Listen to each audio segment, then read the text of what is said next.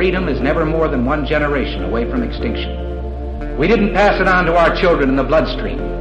The only way they can inherit the freedom we have known is if we fight for it, protect it, defend it, and then hand it to them with the well-taught lessons of how they in their lifetime must do the same. And if you and I don't do this, then you and I may well spend our sunset years telling our children and our children's children what it once was like in America when men were free.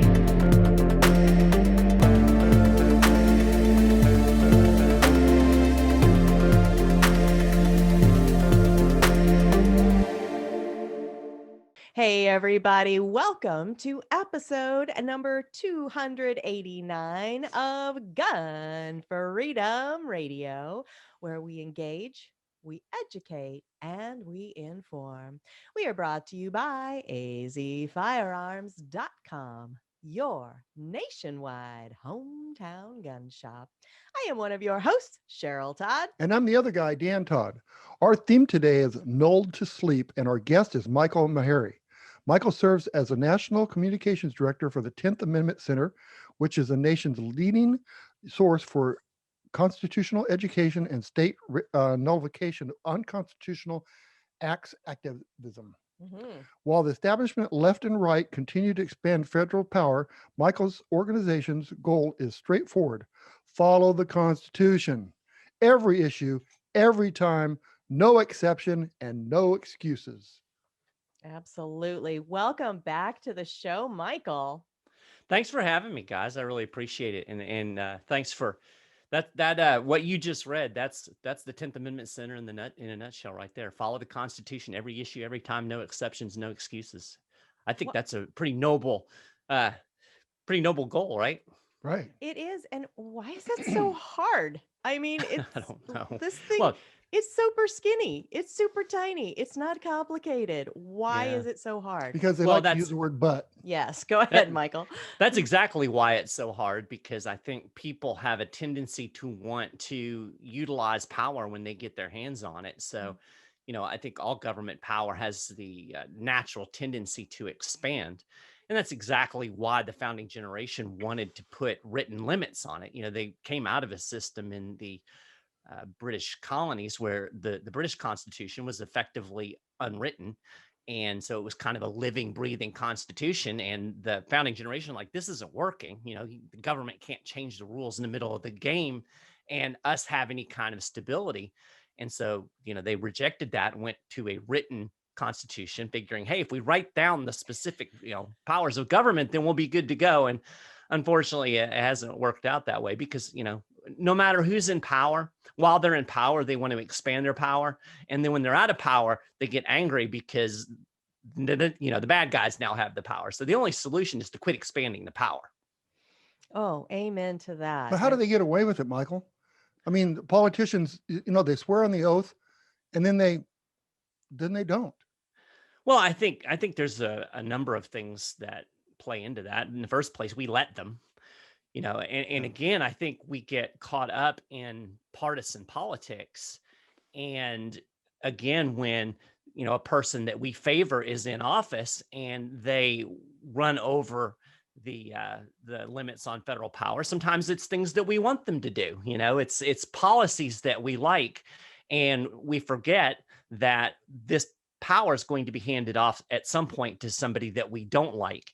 And, policies come and go. Power expansion seems to never shrink. And then the other aspect of it, I think, is just a structural problem where we all focus so much on the federal government. The states were intended to be excuse me, I'm having allergy issues as we just talked about. Us too. No worries. But the states were intended to be a check on federal power, and the states have kind of laid down on that role over the last decades. So there's all kinds of things that play into it. The good news is that we have the ability and the power at our fingertips to roll back some of this federal overreach, and that's exactly what we're working to do at the 10th Amendment Center. That's nice. I really appreciate you guys' work for doing that. Well, absolutely. And I think my fear and concern, especially as we're seeing so many things change so quickly over the past year. We're giving up so many rights because we're afraid of germs. We've been, just inundated with fear messages. And so we are, as you said, just kind of like, well, yeah, if it's for our better good, then go ahead, government at whatever level, right? City, state, federal, go ahead and just trample all over the Constitution. At some point, we're going to go too far and not have the power of the governed, right? That we Right. have the power. How close to that line do you think we are? I hate to even speculate, but we get closer every day. There's an economist named Robert Higgs who wrote a book called Crisis in Leviathan, and he coined this term called ratchet effect to describe the way governments at every level take advantage of emergencies and expand their power. So they ratchet up power. And then when the emergency passes, some of that power will come back down, but it never goes back down to the level that it was originally. So you have this kind of up, down a little bit, up, down a little bit. But the overall trajectory is upward. And we're definitely seeing that. We've seen it over and over again with the erosion of the Second Amendment. Every time that there's a mass shooting, which amazingly have disappeared Yeah. last year, but every time, Interesting part of COVID, right? yes, but every time that happens, we see a move to push for further gun control. And you mentioned the government mandates at every level that we've seen coming through with COVID-19. I'm certain that there will be certain government powers that will never go away. We saw it after 9/11 with the expansion of the surveillance state as people were fearful of terrorism. So I think Higgs hit the nail on the head with this ratchet effect. And, the only way we're going to ratchet back down again, I think, is working at the state level to do things that undermine this federal power and federal overreach. And we've been seeing this really over the last 4 or 5 years really increase. And I think the interest, particularly on the right now with Biden in office, is strong. We're seeing a lot of bills introduced this year to stop enforcement of federal gun control at the state level and to do various other actions that will hopefully head off some of the things that might be coming down the pike. Michael, when we remember when we had the gas shortage and the speed limit was 55, I do. and some states said, no, we're not going to follow that rule. And so they just cut funding to those states. Aren't we afraid of that happening again? Yeah, that's a really good point. Quite frankly, I think that fear is overplayed a bit. When you actually look at the way the law has evolved over the last several decades. And now it is true that that the feds use the threat of highway funding, but there are pretty strong limits on what the federal government can do in terms of taking away funding. So let me kind of I'll flesh this out a little bit and give you some specific examples. The federal government, first off, cannot use funding in a way that is quote unquote coercive. And this was really solidified in the Obamacare case, Sebelius, which overall was an awful Supreme Court decision. But there was buried in that case a little gem.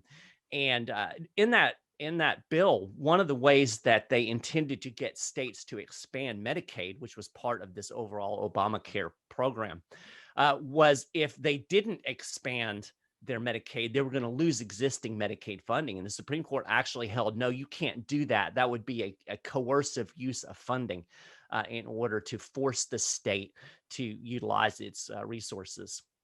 And so this is part of an overall legal doctrine known as the Anti-Commandeering Doctrine, which is actually very important for those of us who want to limit federal power, because the courts have consistently held since 1842 that the federal government cannot force states to utilize their resources or their personnel to implement a federal program or enforce a federal law.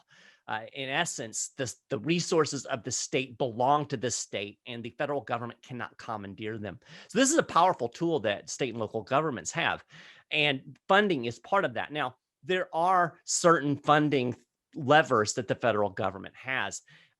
in the first place, funding has to be related to the thing that is not being done. So, in the case of the highway funding, that was the only thing that they could have taken away was highway funding. They couldn't take away education funding because the state wouldn't raise its speed limit.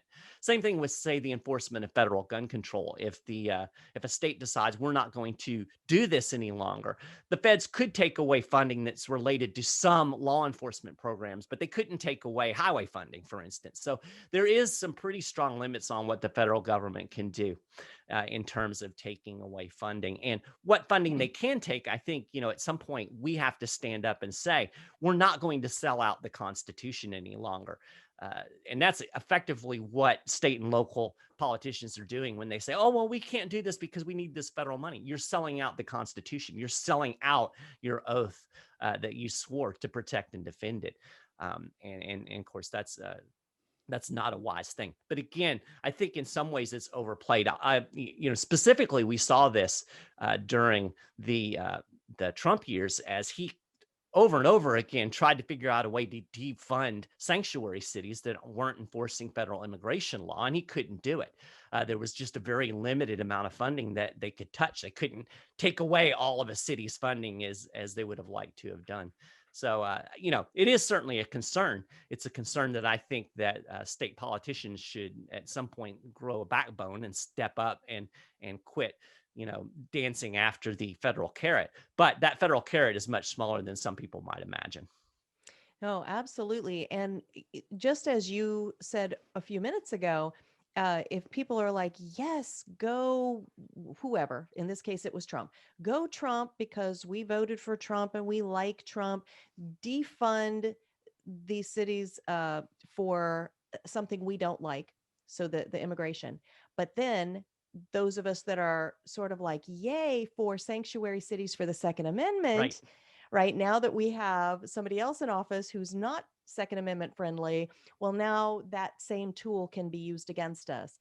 And that's the thing that just drives me a little bit crazy, is that we kind of, live with this cognitive dissonance that it's only ever going to be used for good. Right. And I think we should always look at the possible worst case scenario. Right. And that is exactly right. Well, I think, Michael, that's good news. I really appreciate you telling us that, because, they're talking about this protect our Second Amendment in Arizona. Mhm. And I'm going to myself, I'm thinking, well, if they do that, we're just going to lose all our funding.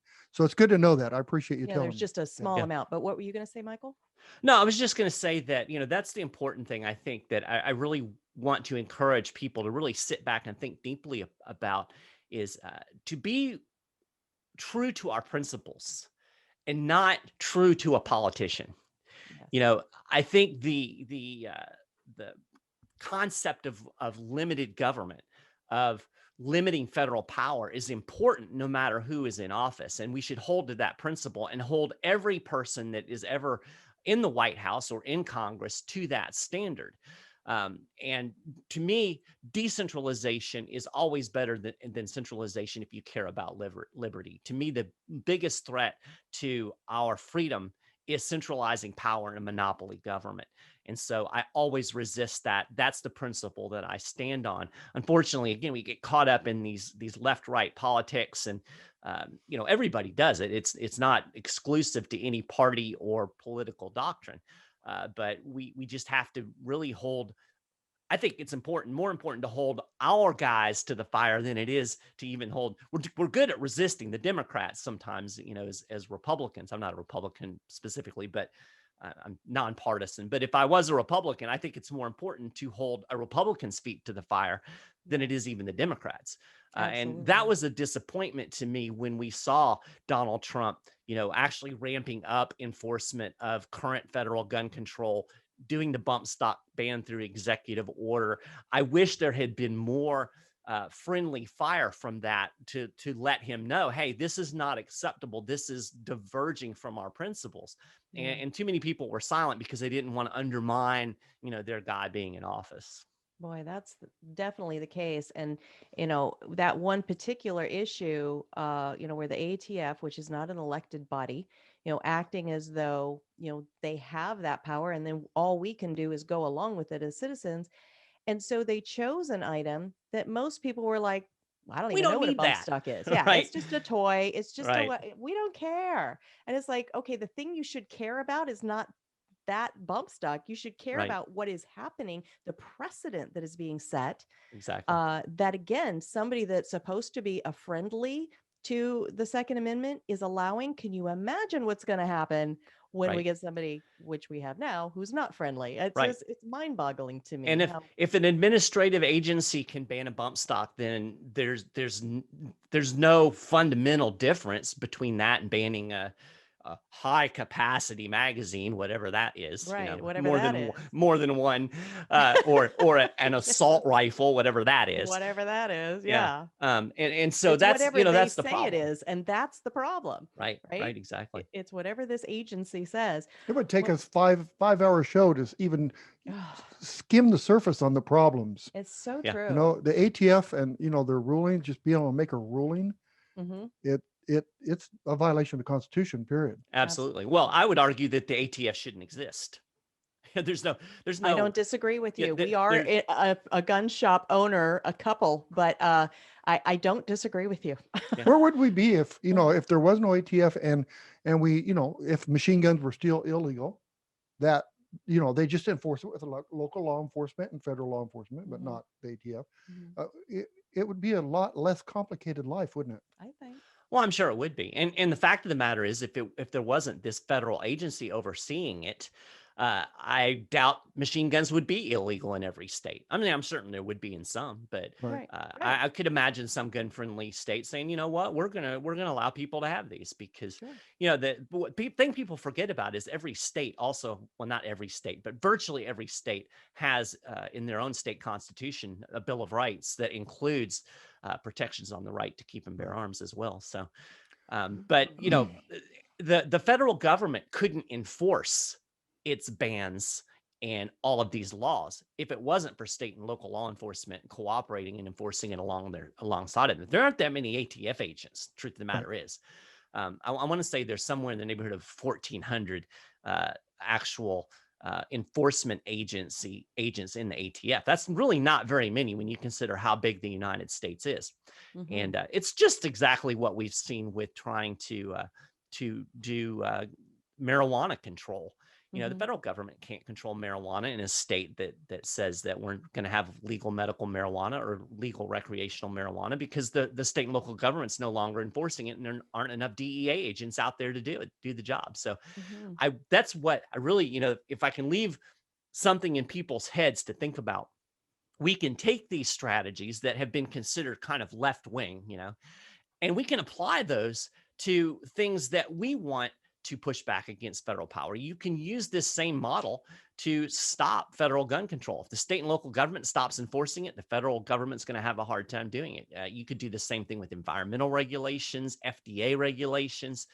Anything that the federal government tries to do, I guarantee you that your state and local government is involved in it as well. And when they just refuse to cooperate, it gets really difficult for the feds. And this is actually the model that James Madison gave us before the Constitution was even ratified. I encourage people to go read Federalist 46. You can just Google it and it'll pull up on a website. It's not that long.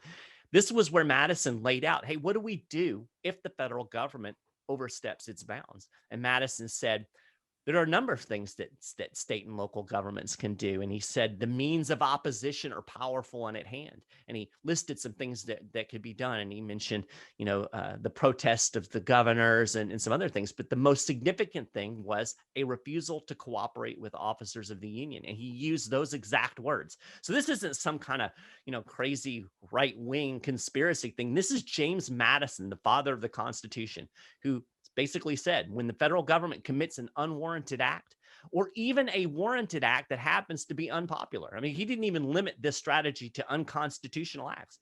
He said states can refuse to cooperate. And we have this anti-commandeering doctrine that I mentioned earlier, where the courts have upheld this fact that the federal government can't force states to enforce federal law or implement federal programs. Together, we have a very powerful tool to face down this overreaching federal government. If states will just be willing to do it. And like I said, we're starting to see some movement. There's a pretty cool bill that just passed the state house in South Dakota last week that will create a process to review federal executive orders and then refuse to enforce those that are determined to be in violation of the Constitution, that weren't, backed up by some type of congressional action or whatnot. So, we're starting to see this moving forward. I hope the momentum continues to build. That sounds like hope to me. I mean, Yeah. it sounds good. So, like, if Arizona did say they weren't going to follow the federal laws for guns, or wouldn't the feds still try to really hurt us? I mean, they could bring all their 1,400 agents into Arizona. Oh, right? like they could do that. I doubt that they would. Again, we know how this plays out. And make no mistake, this is not without risk. Nothing is without risk. When you're facing the most powerful government in the history of the world, of course there's going to be risk, there's going to be difficulties. But we can go back to 1996 when the state of California legalized medical marijuana. That was the only state. They were going it alone, right? And the feds did. They cracked down. They shut down dispensaries and they really tried hard to stop it, but they couldn't because the momentum was just too great. And at some point, this is the bottom line. You can't depend on government to protect your rights. Ultimately, it's going to be up to you to do it. Yeah. So you have to be willing to say, you know what? I don't care what the federal government says. I'm going to have this firearm. I'm going to use marijuana. And that's what people in California did. So today we're at the point where 36 states have legalized marijuana in some way. The federal government's still running around saying, oh, no, we have complete prohibition. Well, no, you don't. you do in theory, but you don't in effect. And so I think that, the same thing would happen in a state. Again, the state can't enforce federal gun control, or if the state refuses to enforce federal gun control, sure, I'm sure the feds would try to crack down. But if one state does it, I guarantee you other states are going to follow suit, just like we saw with marijuana. And there is a bill in the Arizona legislature right now that would end enforcement of some federal gun control. It's a great step forward. There are also bills that are moving forward in many other states, Missouri in particular. So I don't think that you would end up in a scenario where you're going alone necessarily. But again, at some point, we have to step up and be willing to take those risks. And that's always my challenge to, I tell gun people, I kind of tease them a little bit. I say, you guys need to have the guts of the people that are out there smoking weed, Right. Well, and that's one of those things that ends up coming at crossways with each other. Right. So we are being tasked now as individual citizens that we can either have a homeopathic natural healing agent, right? Or we can have our Second Amendment rights. Right. Because the government's got their fingers on both things. And so the states can say whatever they want about marijuana, right? That's the natural homeopathic healing agent. Right. That I'm referring to. The states can say whatever they want to, but as gun store owners, right, we have to abide by federal law. And on the federal paperwork, when we are selling a gun, people have to answer the question if they're a user of a restricted Marijuana is one of the words. Right. And so what other drug, like you think about big pharma, they have all kind of mind altering, they have all kinds of crazy drugs out there that people get horribly addicted to. Nowhere is there that prohibition, right? Oh, if you are taking, this muscle relaxer, if you're taking this Oxycontin or whatever, It's illegal. because It's illegal. Addicted or illegal. right. And so that since those are legal, right, because the government's getting a whole bunch of money off of them or whatnot, I mean, I'll leave it up to you to decide why they're legal and this other one isn't. But, you can drink as much as you want. You can take as many of those kinds of drugs as you want, and you don't lose your Second Amendment rights. But the minute you have this plant that grows in, out in the field somewhere, A weed. Yes. Suddenly now everybody's all like verklempt and clutching their pearls about, it's funny that I always joke about, joke in a morbid way, I guess, or in a cynical way, that, you've got these drug warriors in state legislatures that are vehemently opposing, the legalization of marijuana for even medical use.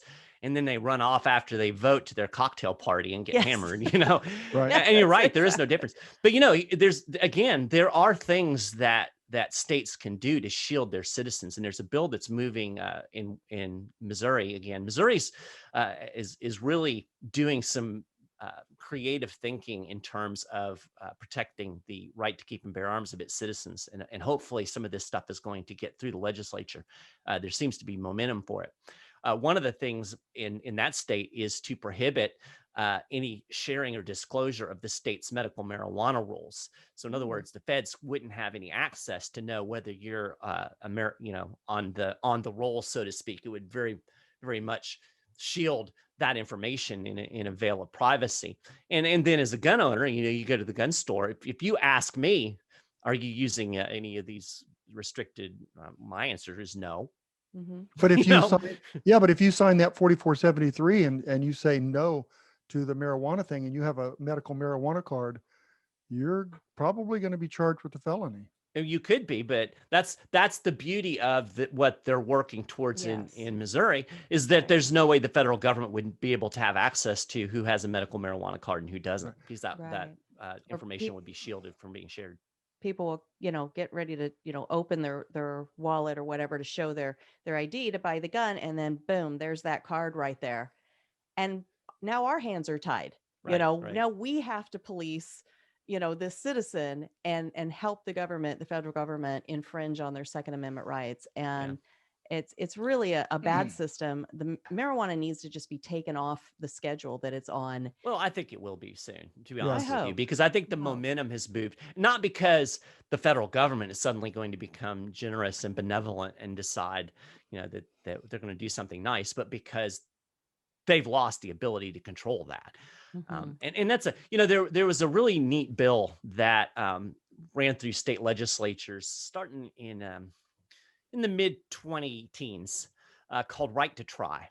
Mm-hmm. And it was actually spearheaded by the Goldwater Institute right there out of Arizona. And this bill created a process within the state for people to use drugs that had not been given final approval by the FDA if they were terminally ill. And the FDA has a process for this, but it was unwieldy and didn't work. And so states began creating this process, and it actually worked. There's a great example in Texas where there was a clinical trial going on, and this doctor was showing great success. It was actually treating the cancer that Steve Jobs had over at Apple. And the clinical trial ended, and the FDA said, you can't give these people this drug anymore. So basically, these people are having positive response to this medication, and they're being told by the federal government, you can't have it anymore. I'm sorry, you're just going to have to go ahead and die. And Texas, fortunately, had passed this right to try bill. So the doctor continued offering that medication through that state right to try. And I think it was something like 76 or 77 patients were able to continue on this medication. Long story short, eventually it got to the point where there were 46 states that had passed right to try. And then in 2018, Donald Trump signed a federal right to try law, but by then it didn't matter. So this is kind of the strategy that we look at the 10th Amendment Center. Instead of worrying about who's the president or trying to call Congress, where you have almost no clout whatsoever unless you're a big money lobbyist, work at the state and local level and take it from a bottom-up approach. And it absolutely works. When enough states, when the momentum grows enough, Washington, D.C. is full of political creatures. They can read the writing on the wall. And so this is a kind of an alternative way of looking at doing activism, as opposed to our standard thing, which is, pour a bunch of money into a presidential election and petition Congress and worry about what's going on at Washington, D.C. I think we could have far more influence and power if we put more of that effort on our state legislatures. And Campaign for Liberty actually created this program where they were sending out students to districts where they felt like they could get victories for liberty-minded representatives, and they got a bunch of them elected. And we're seeing that fruit play out. The bill that I mentioned in South Dakota was actually sponsored by one of those representatives that was helped out by Campaign for Liberty. And he's in the state house as a freshman legislator pushing not only that bill, but several other. He's also pushing a red flag law, or an anti-red flag law, I guess. It would prohibit the state from enforcing a federal why do I keep saying a federal red flag law? Yes. So you've got one guy in the state legislature.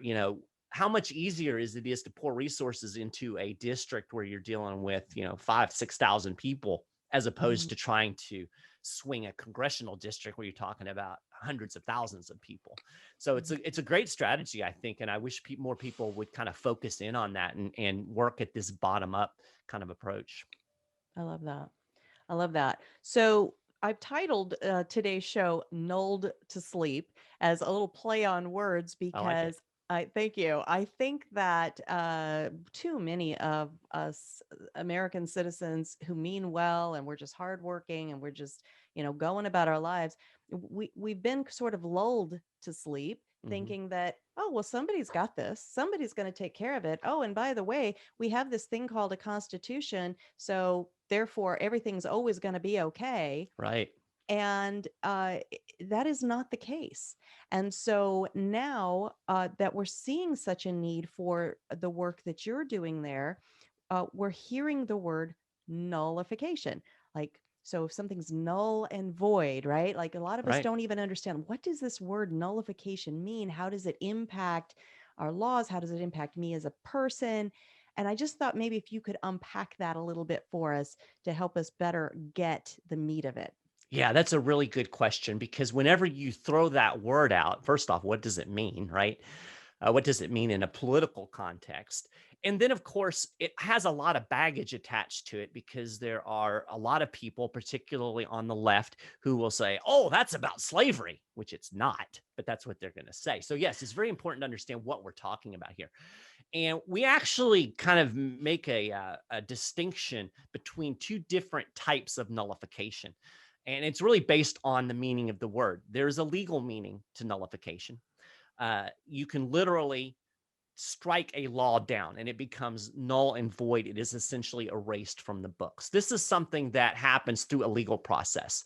So for instance, if a court strikes down a law, it has nullified that law. It has wiped it off the books. It's a legal action. It's legally binding.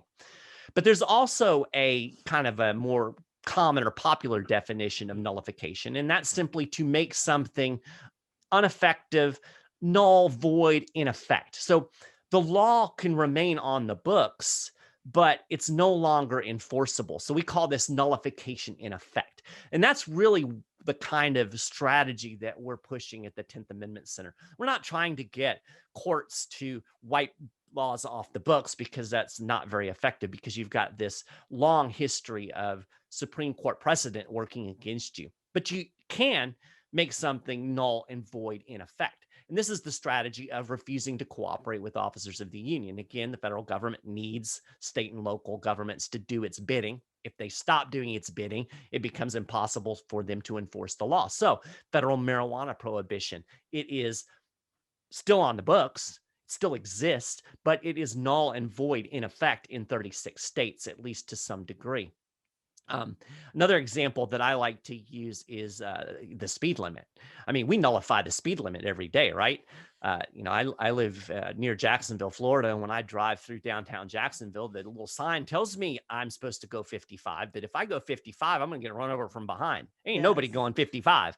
That law has been nullified in effect. Now, again, there's always risk, as we talked about earlier. The police can pick one or two people off out of the crowd, but it is impossible for the government to make everybody drive 55 miles an hour. It would require, an enforcement mechanism that would be so unwieldy and expensive that they could just never do it. So that's kind of the distinction. So when we talk about nullification at the 10th Amendment Center, we're talking about any act or set of acts at the state or local level, or even an individual level, that serves to make a federal law null, void, of no effect in practice. So that's really what we're talking about. Now, there is a constitutional philosophy behind this. We're not just pulling this out of the air. There was a very important set of resolutions that were passed by Kentucky and Virginia in 1798, known as the Kentucky and Virginia Resolutions. Clever names. And again, this is something that folks can go Google. Highly encourage you to do it. Kentucky and Virginia Resolutions of 1798. Thomas Jefferson actually penned the draft of the Kentucky resolutions. James Madison penned the draft of the Virginia resolutions. They were in response to the Alien and Sedition Acts, which were clearly unconstitutional violations, particularly of freedom of speech. And in these documents, they lay out this philosophy of government that I think really encapsulates what was intended in our system, where the federal government was created by the states. It's an agent of the state, and ultimately the states have the power in the last resort to determine what those powers of the federal government actually are. If you read these documents, if you've never read them before, you will be blown away. This is literally changed my complete political worldview when I first read these documents. And I'm like, how is it that I am a relatively well-educated person that took college-level history courses that have never heard of this? So this lays the foundation from a constitutional standpoint. And then we have the strategy that Madison gave us in Federalist 46 to kind of put this idea into play within the system as it exists. So you can learn a lot more about this. If you go to 10thamendmentcenter.com, on our front page, we have essential reading, and you'll find a report that we have. You can download it for free. It's our State of the Nullification Movement report, and it actually is a PDF, and it goes through and it explains the philosophy behind it, the practice behind it, and then we go through all of these various policy issues and talk specifically how we can use the strategy within those policy areas, things like firearms, surveillance, the drug war, FDA, and many other issues that you'll find. So if you want to learn more, you can go right there to the 10th Amendment Center and download that report and get a much better idea. It's about 55, 60 pages, and it'll give you the quick and dirty overview. I absolutely love that. And I want to change one word you said. You said, if you want to learn more, right? I am giving a homework assignment to every single person that can hear our voice or see this video. Spend the time. 55 pages. I mean, that's about the length of this little booklet I'm holding right here. Our founding fathers managed to give us our entire roadmap, our Right. entire recipe book for a nation in that many pages. And it is too important not to learn. And I agree with you, Michael, that, I just voracious appetite for learning. And almost everything that I read is either based in psychology, which is where my degrees are, or in some kind of a historical thing, because I want to know, well, how did other people maneuver through difficult times Right. and seasons and whatever? And I've never heard this, the as you said, very cleverly titled Kentucky and Virginia resolutions. Right. Yeah, It's like this huge piece of history dropped down this Orwellian memory hole. And obviously, I think it's on purpose because, we have a system now where the federal government controls everything, including our education system. And the federal government doesn't want you to know that there's something you can do to hold it into account. It's almost taken on this life of its own. It's like this creature that has its own personality and its own life. And I've said before, you can elect a new president, you can elect new people to Congress, but it's like the trajectory continues going exactly the same. And it's like you've got this broken down car and it's up on blocks, and you're trying to fix it by changing out the driver. Well, the problem is not the driver. I mean, obviously the drivers are a part of the problem, but the problem is the car's broken. So we've got to do something at some other level to fix this car. To put the wheels back on it, so to speak. And again, this is what the state and local governments were intended to do. They were meant to be the check on the federal government.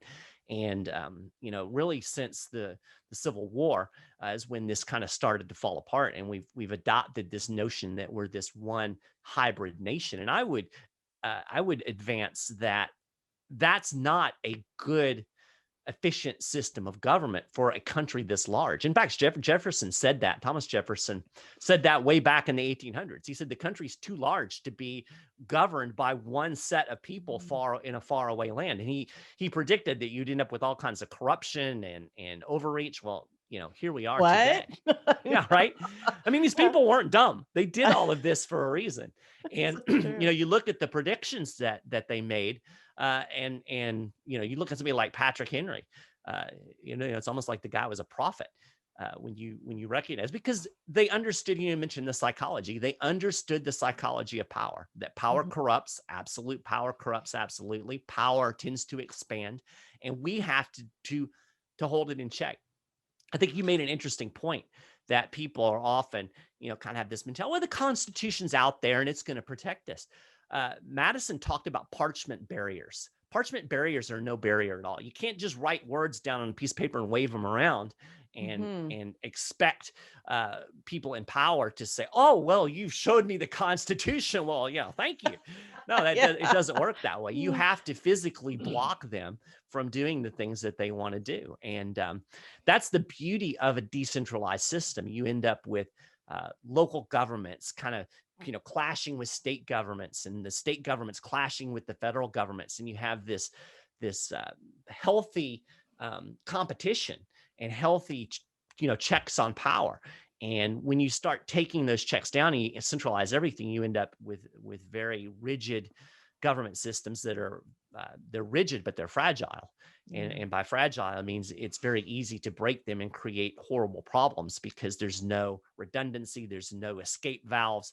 If things get really, really bad here in Florida, I can always go to Arizona. In fact, I escaped Kentucky primarily so that I could get away from the onerous taxes and be in a place that was more friendly to my pocketbook. So we have that option in a decentralized federal system where we can move. And I think that's an important part of the system. We're gradually eroding that away because we're making everything a national issue. And when you have that case, if the bad guys get in control, you got no place to go. Boy, that's the truth. I went to school in the 60s and 70s, and we knew about the Constitution. They didn't really teach us hard about the Constitution. They just gave us a little format of it. Right. But I was thinking, if every Arizona citizen listened to the program today and knew that the state has the power to overthrow, to bypass the federal government, what this state would be like. And not only that, all the people that are making laws in Arizona, they don't know this either. No, they don't. They don't. No, I really don't. I've had these conversations. In fact, I've had the opportunity this legislative session to testify before a couple of committees in state legislatures, and it is. I feel like I'm teaching, something that should have been taught in 8th grade in terms of basic civics. And I'm having to teach lawyers about the Anti-Commandeering Doctrine. It is based on 5 Supreme Court cases that they should have known if they went to law school. But, they don't teach that either. And it's ironic. I've actually been told by folks that have gone to law school and taken the bar exam that when they're prepping for the bar exam test, they're actually told if you have a multiple choice question and one of the answers is the 10th Amendment, then you can automatically discount that answer. You can just push that answer aside. It's not ever going to be the 10th Amendment. And this is what? Yeah. Thomas Jefferson called the 10th Amendment the cornerstone, the foundation of the Constitution. Yes. But today in law school, they're taught that's never the right answer. So this shows you how bad things have gotten in terms of education and understanding. So that's one of the things that we're doing at the 10th Amendment Center is just trying to educate people, the basic, and you'll find articles, especially as we get into the summertime and in the fall when there's less going on in state legislatures, you'll see a lot of articles that we'll post getting into original meaning and original application of the various clauses, the Commerce Clause, necessary and proper. What did they really mean? What was the scope of that power? It's been vastly expanded from what it's supposed to be. And I think that's important. We need to know that. We need to know what the law of the land is before we can insist that these people follow it. Boy, that is so true. I wonder if I'm summing this up well. So tell me if I am or not. There's this phrase you use that it could sound a little complicated to people, the nullified in effect. And Mhm. I wonder if we could just, think of it in terms of I will not comply. That's perfect. I've actually used the example. I've written a short ebook that if you go to my personal website, which is michaelmaharrey.com, if you go there for the first time, it'll actually pop up on the front page. You can download. It's a free ebook. All you got to do is give me your email, and I promise I won't bombard you with a bunch of spam. But it's called The Power of No, and it's kind of a short philosophical constitutional case for this idea of nullification. And I took that power of no from the idea behind what Rosa Parks did when she refused to give up her seat on the bus. I think that's a beautiful example of the power of an individual, and it also, incidentally, shows you the risk that some people have been willing to take to secure freedom. Rosa Parks refused to give up her seat. She didn't tear up the bus. She didn't Right. shoot the cop. Right. She willingly faced the consequence, which happened to be she went to jail and ended up Mhm. paying a fine. But her actions sparked what ultimately was the end of Jim Crow. And you see that power of I will not comply. And we can say that on an individual level, and we can find ways, depending on your risk tolerance, Mhm. to kind of undermine just on a personal level. And then we can also do this using government power, using other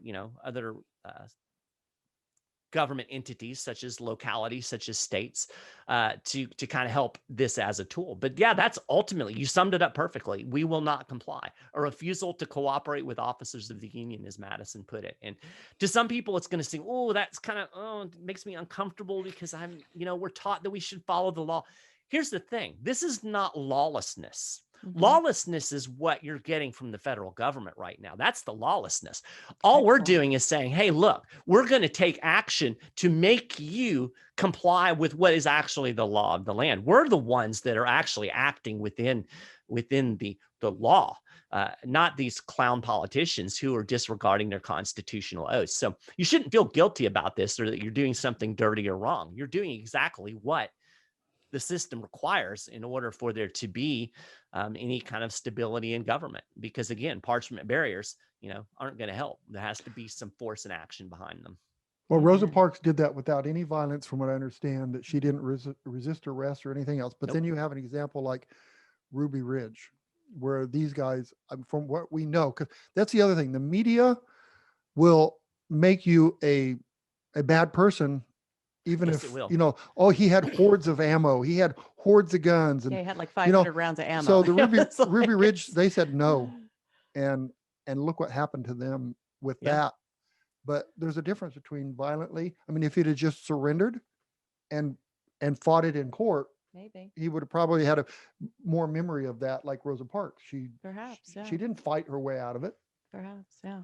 And I love the title of your book, because there is that some other theory about the power of yes. And so you're like, how about the power Of no. of no? And as a parent, I was fond of saying, it's a complete sentence. No. Yeah. It's like, Well, I and don't explain why. The answer is just no. when I used to do, I back before Donald Trump, I did quite a bit of speaking because people were really interested in nullification with the Tea Party movement. And that was one of the things I would talk about. Nullification is so simple, your 3-year-old can do it. Your 3-year-old does do it all the time. Does do it, yes. I want to read a quote real quick that I think really kind of sums up just the mindset that has driven me over the last decade or so of activism. It's actually by Frederick Douglass, and most folks will be familiar with Frederick Douglass. He was a slave that was ultimately freed and was quite influential. And he said, "Find out, find out just what people will submit to, and you have found the exact amount of injustice and wrong which will be imposed upon them. And these will continue until they are resisted with either words or blows or with both." This is the clincher right here. "The limits of tyrants are prescribed by the endurance of those whom they oppress." That's it. And I read that, and for me, the kind of turning point was about 11, 12 years ago when I thought I finally decided that I've reached my limit of what I'm willing to tolerate. And that's why I got into this work. And, I'm certainly not getting rich. And it takes a lot of hours, and I'd put up with a lot of grief, but I think it's important because I have kids. I want my kids to live in a country that is free, that is carrying forth the values of liberty and personal autonomy that this country was founded on. And if I don't stand up and do it, who's going to do it? So that's it. That's right there. That's my challenge to everybody listening. Figure out what you can do. I mean, everybody's not going to take this on as their lifestyle and living, but you can spend 10 minutes one day and call your state legislator and tell them to support a bill, or write an email to your state senator, or get involved in a state legislator's campaign that you feel like is going to help protect the powers of your state. You can do those things, and I encourage people to get involved where they can. That is phenomenal. All right. Well, thank you so much, Michael Maharrey. You have spent so much time with us today. I'm dying to actually go and read these things that we've been talking about. And so I'm not going to keep you any longer, but please tell folks how they can follow what you're doing, learn from the work that you've been doing, probably maybe financially support the work that you're doing. So go ahead. I'm going to give you two places to go. The first, 10thamendmentcenter.com, and you spell out 10th, so TENTH, amendmentcenter.com. And go there every day. Check out our blog, especially this time of year. We're constantly posting what we call bill reports. And you can go through and you can see, that yesterday the state of Alabama passed a bill to limit enforcement of federal gun control, or whatever it is that's going on. And you can find those things. You can actually search in there and search for your state, find out what's going on in your state. And again, take a little bit of time and contact your state reps and senators and ask them to support these bills. You'll find all kinds of resources on that page. You'll also find there where you can support us. We have a membership program. You can be a member of the 10th Amendment Center for as little as $2 a month. Oh, wow. And, those little $2 a month for us add up and help pay the bills and keep the website online and whatnot. So that's the first place I'd ask you to visit. And the first thing to do, if you're not familiar with any, if all this is kind of new to you, again, you can download that free State of the Nullification Movement report, and that'll give you the overview of what we're doing. And then I also have my own website, michaelmaharrey.com. It's just my name, MichaelMaharrey.com. And over there, you'll find I post articles over there. There's a section called Constitution 101 that has articles about some of the various clauses of the Constitution. There's also information there about my books. You may be able to see one over my shoulder here, which is called Constitution Owner's Manual, which goes through the philosophy and the political foundations of the Constitution, and again goes through all of these clauses and phrases and explains what they were meant, how they were understood at the time of ratification. So information about that stuff is on my website, michaelmaharrey.com. And I appreciate anybody who wants to check that out. I appreciate this work. I appreciate what you guys are doing. I mean, this is important, just getting the information out there, because there's so much noise and so much garbage, especially in mainstream media, that people need outlets like this where they can find this kind of information. So thank you for doing what you guys are doing.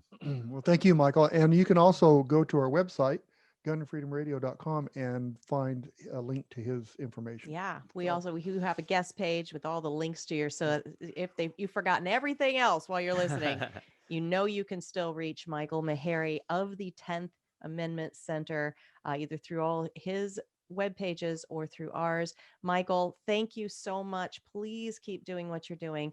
It matters. It is making a dent. And we are so proud and excited to have had a moment of your time to help, our audience know you better.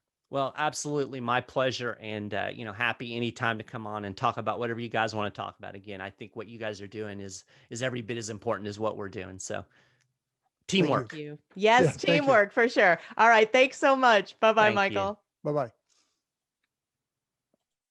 Wow. You know what? He's amazing. Yes. I learned so much.